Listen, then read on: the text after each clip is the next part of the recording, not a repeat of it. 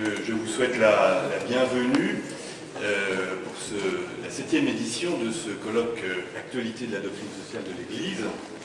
Je remercie le Père Escudier, curé de la paroisse, de nous accueillir comme chaque année depuis 7 ans maintenant pour ce colloque.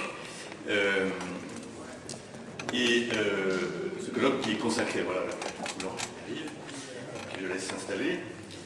Ce colloque qui, comme bien de ses prédécesseurs, est consacré à l'étude, l'analyse, la lecture d'un document pontifical, cette année la lettre encyclique Laudato Si, que nous allons évoquer avec nos intervenants sous deux grands aspects, c'est doctrinaux, et puis des aspects plus prudentiels auxquels s'attaque l'encyclique et qui peuvent prêter à débat. Je sais que parmi nous, il y a beaucoup de questions qui se sont soulevées à la lecture de cette encyclique. C'est le rôle de notre rencontre de discuter ensemble. La disputatio est une vieille tradition dans l'Église, la parésia, la liberté de parole, auquel le pape aussi nous invite.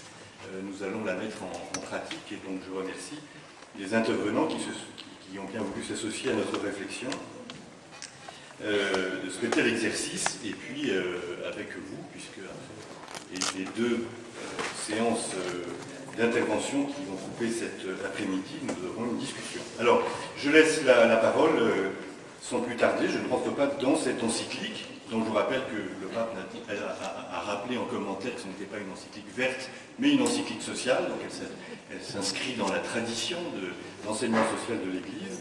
Nous allons voir comment. Je laisse la parole à Monseigneur Éric de Moulin-Beaufort, qui est évêque auxiliaire de Paris, président de la commission doctrinale de la conférence des évêques de France. Merci Monseigneur d'être parmi nous et de venir nous éclairer. Vous êtes déjà venu 2 ou 3 fois, je ne sais pas, dans un colloque, pour nous donner votre lecture de l'encyclique. Ensuite, nous entendrons le Père Pierre Coulange, professeur au Studium Notre-Dame de Vie, de Vénasque, qui est un fidèle de nos colloques.